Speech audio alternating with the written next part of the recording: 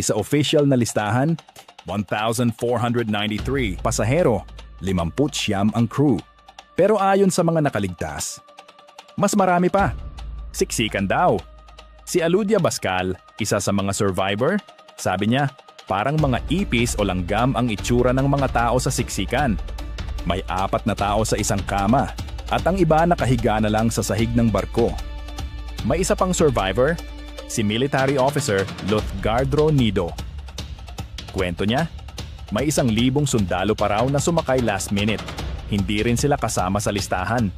At ayon sa mga kwento, may halos 1,000 bata rin na wala sa manifest.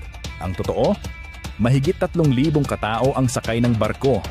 Double sa legal na bilang. 10:00 ng gabi, maraming natutulog. May 6 na oras na lang, Maynila na.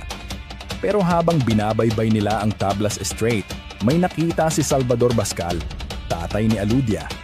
Ilaw ng barko, papalapit, masyado nang malapit.